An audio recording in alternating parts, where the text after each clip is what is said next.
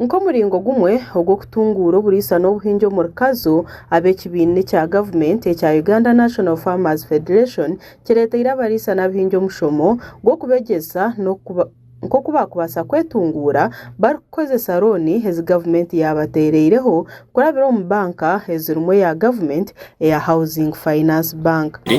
Omwaka oguhire ebakweta Large Scale Commercial Farmers Financing Scheme.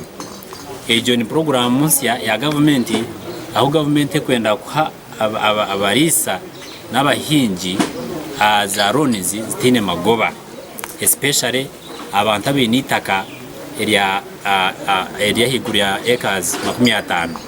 Aza ekigendero kya gavumenti nuko really the whole land in this country ya utilized ningashi developed. Nuwamanya yeko orukora na Housing Finance Bank ashoboreyeza umwaza looni ezi gavumenti yatebekanisiza abarisa n'abahingi.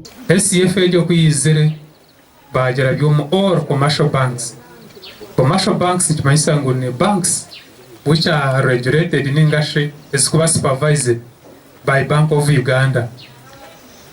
So chibancho maisachi we bagereta bakagita mu centenary ne ba supervised by Bank of Uganda konka government out in control. Beitu meya wa town council Mugarra Justus ayorekera kushasha ahabwa abarisa n'abahingi ba kazo obutagirira karumwe ngaganduma district. Shime kubarahize kwegesa twetegereze ababayine union tubakwatse association zeze hozona zijoiningi tubasegamba nkira karumwe ahabwa amateka yitu n'ebintu bitu nkabarisa n'abahingi wazo mu district zone kipapaleke na nkiteira bona be association zeze generalizing the whole district mukakazo tugire omulisa lyokwe omuhingi lyokwe n'abarisa nabo bonka tubari united n'abahingi nabo bonka tubari mu irakarumu. Orumukuru w'entebe ya katano Reverend Samuel Mugisha Katugunda ashoborere bimwe abahereze gukora union y'abarisa mu rukazo n'ekigenderero cyo kutungura omutindo gwabo. Twasize kutebekanisa society zimwe zatandika union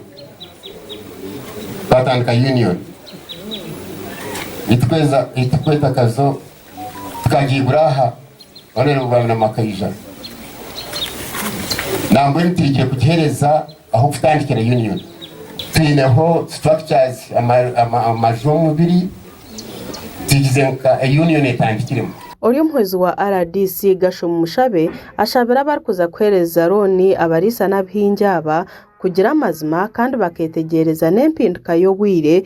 Farmers wayemera abantu aba ugambira abantu ba housing finance itamanga program ya government konka batwazeje farmers abantu ba raising questions za sponsors in fact za start questions abantu nabija batiye umushana abantu kama amateka bra totally shangu mtavana jema tamagana 2 yatira harisi 5 bahinge misiri yabo umushana gutera ushanga umuntu atire millions nyingi muno akiza kusharura abana kwihamwe kikopo kimwe cy'ebitore byahi. Abarisa mbasimira batebekanisa bomushomo ogungu habo ku bantu batahiza mnongo mukurisa ngukonka ko barikuza kutungura amaka gabo kibahaririza guzente zabo ngumbwe no buroni yeja nabayija kwerwa cyango wa ibare parish champanga sabakawuti ogumushomo gwatuyanga mnongo kuba yimpo murire from government service farming yetine financial facilitation.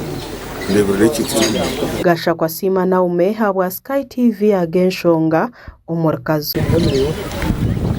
Nko muringo gumwe ogwo kutungura oburisa n'obuhingi omurkazo ab'ekibiina kya gavumenti ekya Uganda National Farmers Federation kireeteire abarisa n'abahingi omushomo gw'okubegyesa nk'okuba kubasa kwetungura barikukozesa looni ezi gavumenti yabateereireho kurabira omu banka ezirimu eya gavumenti eya Housing Finance Bank.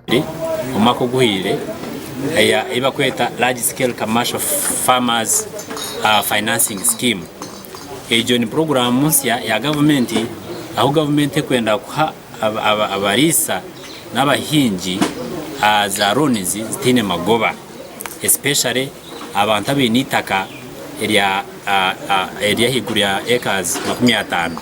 Aza ekigendero kya gavumenti nuko really the whole land in this country ya utilized ningashi developed.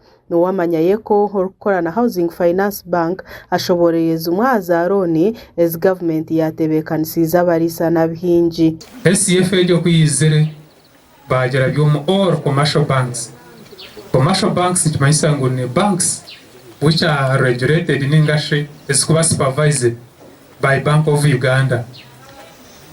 So kibancho manyisa we bagereta bakagita mu centenary ne ba supervised by Bank of Uganda. Konka government out in control. Beitu meya wa Town Council Mugarura Justus ayorekera kushasha ahabwa abarisa n'abihingi ba Kazo obutagirira karumwe ngaganduma district. Sheme kubarahize kwegesa twetegereze ababayine union tubakwatse association zeze hozona zijoiningi tubase gamba nkira karumwe ahabwa amateka yitu n'ibintu bitu nkabarisa n'abahingi wazo mu district zone kipaparike na nkiteira bona be in association zose generalizing the whole district kunkaka zo tugira omulisa ryokwe omuhingi ryokwe n'abarisa nabo bonka tubari united n'abahingi nabo bonka tubari mu irakarumu. Orumukuru w'entebe ya katano Reverend Samuel Mugisha Katugunda ashoborere bimwe abahereze gukora union y'abarisa mu Kazo n'ekigenderera cyo kutungura umutindo gwabo. Twasize kutebekanisa society zimwe zatandika union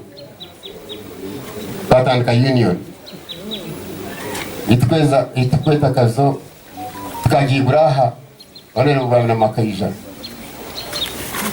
nambwe ntigiye kugihereza aho kutandikira union tuineho structures amajo mubiri tigize nka union etandikiremo.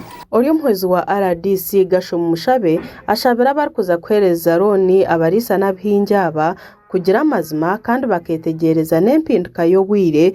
Farmers wayebera abantu aba ugambira abantu ba housing finance itamanga program ya government konka batwazeje farmers abantu ba raising questions za sponsors in fact za start questions abantu nabisha batirwa umushana abantu kama amateka bura totally shanga mutavana jema tamagana 2 yatira harvest 5 bahinge misiri yabo umushana gutera ushanga umuntu atire millions nyingi muno akiza kusharura abana kwihamwe kikopo kimwe cy'ebitore byahi. Abarisa basimira batebekanisa bomushomo ogungwa habo ku bantu batahiza mnongo mukurisa ngukonga ko barikuza kutungura amaka gabo kibhaririza guzente zabo ngumbwe no buroni yeja no bija kwerwa cyango wa ibare parish champangarisa bakawuti ogumushomo gwatuyanga muno akuba yimpo murire from government service farming yetine financial facilitation.